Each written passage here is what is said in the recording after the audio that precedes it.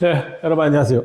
제주도 동네업자입니다. 오늘은 여러분들께 레인 스크린, 꼭 필요한 거죠. 우리가 목조주택을 지을 때는 필요한 요소들이 몇 개 있습니다. 그 중에 레인 스크린은 꼭 필수적인 하나의 공정이고, 여러분들이 목조주택을 오랜 기간 사용하기 위해서는 저는 레인 스크린은 필수적이라고 봅니다. 일단 레인 스크린에 대해서 설명을 드리면, 여러분들 많이 아시겠지만 레인 스크린은 벽체와 외장재 사이에 그 공간으로 빗물을 이제 빼준다든지 수증기가 발생했을 때 그런 수증기를 배출해주는 그런 역할을 합니다. 목조주택의 구조체를 습기나 빗물로부터 보호해 줄 수 있는 그런 하나의 시스템이라고 보시면 될 것 같습니다. 그럼 이제 레인 스크린이 중요한 이유를 제가 말씀드릴게요. 참고 자료는 빌딩 사이언스에서 제가 참고해 와가지고 여러분들께 말씀드리겠습니다. 일단 레인 스크린은 북미에서는 필수적인 하나의 공정이고, 연구 자료에 따르면 수증기가 벽체와 외장재 사이에 갇히게 됐을 때 이 레인 스크린이 있을 경우에는 약 30에서 50% 정도 레인 스크린이 없는 벽체보다 빨리 더 건조가 된다고 나와 있습니다. 그래서 이 목조주택 건축주분들이 항상 중요하게 생각해야 될 부분이 벽체를 드라이하게, 항상 건조하게 유지하는 게 여러분들의 집 라이프 스판을 길게 해주는 하나의 요인이거든요. 그럼 이 레인 스크린이 없는 집에는 어떤 하자가 발생할 수 있는지 여러분들께 말씀드리겠습니다. 첫 번째, 구조적 하자. 벽체와 외장재 사이에 공간이 없어서 수증기가 장기간 머물게 되고 WRB, 그러니까 타이백이죠. 여기를 침투해서 이 구조체는, 목조주택은 점점 썩어갈 수가 있겠죠. 그래서 이 레인 스크린이 없는 집은 장기적으로 봤을 때 구조체에 손상이 갈 수 있다 라고 연구 결과에 나타나 있습니다. 그리고 여러분들이 하나 알아야 될 게 타이백, 기밀막 이런 거를 다 통틀어서 WRB라고 하거든요. 이 WRB는 바람을 막아주는 거지 수증기를 막아주지 못합니다. 수증기는 WRB를 통과하게 돼 있어요. 그래서 이 벽체와 외장재 사이에 공간이 없으면 거기에 갇혀있는 수증기가 벽체 안으로 점점 들어가겠죠. 이렇게 들어가다 보면 합판 안에 곰팡이가 필 수도 있고, 그런 수증기로 인한 구조적 손상이 나타날 수 있는 거죠.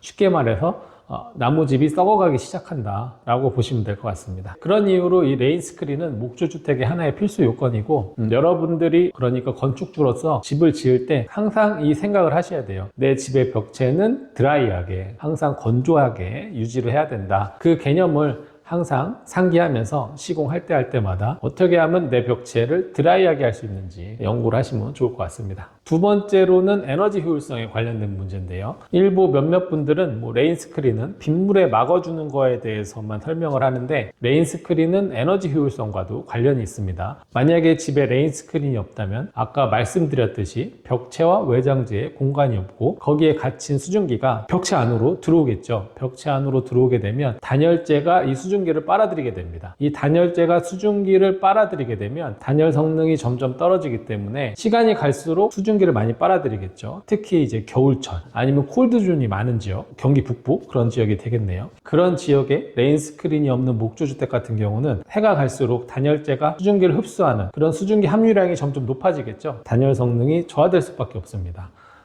단열 성능이 저하되면 여러분들이 피부로 춥게 느껴질 수밖에 없는 그런 상황이 생기는 겁니다. 그래서 항상 벽체를 드라이하게 유지해줘서 단열재가 제 성능을 발휘할 수 있게 해줘야겠죠. 또 이 습기가 계속 점점 쌓이게 돼서 외부 쉐딩, 합판을 뚫고 단열재를 뚫고 실내에 이 석고보드까지 오게 되면 석고보드 일부 부분에 이 곰팡이 같은 게 생기기 시작할 수가 있습니다. 그렇게 되면 이 주택의 환경도 점점 나빠지는 경우잖아요. 그래서 여러분들의 삶의 질과 또 관련이 될 수가 있습니다. 캐나다는 레인 스크린이 코드 안에 들어가 있습니다. 그래서 대부분의 집들이 이 레인 스크린 시공을 하게 돼 있죠. 네 번째로는 이제 외장재의 라이프 스판에 관한 얘기인데요. 레인 스크린이 없으면 외장재와 구조체가 서로 붙게 돼 있잖아요. 그렇게 되면 그 사이에 갇혀있는 습기는 구조체에도 악영향을 주지만 외장재에도 영향을 미칠 거잖아요. 그러니까 외장재의 라이프 스판을 현저하게 떨어뜨리는 그런 상황이 발생될 수가 있습니다. 외장재가 안에서부터 썩게 되는 그런 상황이